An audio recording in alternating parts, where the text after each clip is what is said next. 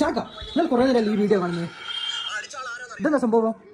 ഇത് ഒരു ഉത്സവപ്പറമ്പിൽ, അതും കൊല്ലത്ത് ഉത്സവപ്പറമ്പിൽ അദ്ദേഹം കുടിച്ചിട്ടുണ്ടോ? ഓക്കെ, ഡാൻസ് കളിക്കുക, ഒരാൾ വന്ന് കസാര കൊണ്ട് അടിക്കുക. ഇന്നലെ കൂടി നമ്മളൊരു വിഷുവിൻ്റെ ഒരു വീഡിയോ ഇട്ടതേ ഉള്ളൂ കൊല്ലങ്കാരെ കുറിച്ച്. ഇതാണ് പറയുന്നത്, ഒരു 100-ലൊരു 5% ആൾക്കാർ ഇതേപോലെ കുറേ വാണങ്ങളുണ്ട്. പക്ഷെ ഇതാരും പ്രതികരിച്ചില്ലല്ലോ. അതാണ് ഞാൻ ആലോചിക്കുന്നത്. അതും കൊല്ലത്ത് ആരും പ്രതികരിക്കാതെ ഇരുന്നത് എന്താണ് എന്ന് ആലോചിക്കുന്നത്. ഇങ്ങനെ ഒരാളെ അയാൾ ശല്യപ്പെടുത്തിയെങ്കിൽ ഓക്കെ, രണ്ട് കൊടുക്കാം. ഇത് ശല്യപ്പെടുത്താതെ ഡാൻസ് കളിച്ച ഒരാളെ പോയിരുന്ന് അടിക്കുക, വേറെ ഇതിനൊക്കെയാണ് നമ്മൾ പ്രതികരിക്കേണ്ടത്. അതാണ് നാണക്കേടായി പോയി. അങ്ങനെ കൈ കൂപ്പിയിട്ട് പറയുക ഇങ്ങനെ ഇങ്ങനെ ഉണ്ടാവില്ല. ഞങ്ങൾക്ക് പേടിയുണ്ട് കേട്ടോ, നിങ്ങൾ എങ്ങനെയൊക്കെ എടുക്കുമ്പോ ഞങ്ങൾക്ക് പേടിയാണ്. കൊല്ലംകാരെ പേടിയാണ്, കൊല്ലംകാരെ പേടിയാണ്. ഈ അടിച്ച ആ പുള്ളിക്കാരൻ്റെ അച്ഛൻ ഇതുപോലെ വേറെ എവിടെയെങ്കിലും പോയി കുടിച്ചിട്ട് ഇങ്ങനെ കാണിക്കുക, വേറൊരാൾ അടിക്കുന്നു. അപ്പൊ ഇവനെന്ത് തോന്നുന്നു? സത്യം ആ പുള്ളിന്റെ മകന്റെ സിറ്റുവേഷൻ ഞാൻ ആലോചിക്കുന്നത്.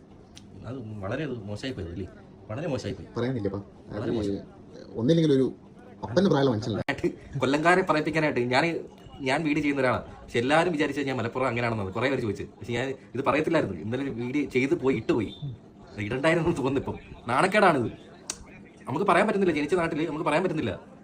ഒരു പാവപ്പെട്ട ഒരു ആക്രി പറക്കി ജീവിക്കുന്ന ഒരു പാവപ്പെട്ടവനിത് നിങ്ങൾ നോക്കിയത്. നിങ്ങളെവിടെ? കോഴിക്കോട്. എവിടെ? കോഴിക്കോട്. കണ്ടു നോക്കിയത്. ഇത് ശരിയാണത്? എന്തിനാണ് ഇങ്ങനെയുള്ളവരെ? എന്നിട്ട് അങ്ങനെ പരാതി ഇല്ലെന്ന് പറഞ്ഞു. പക്ഷെ അത് ഇങ്ങനെ വെറുതെ വിടണോ? നിങ്ങൾ പറ. ഇല്ല, അതൊരിക്കലും വിടാൻ പാടില്ലല്ലോ. ഇതൊക്കെ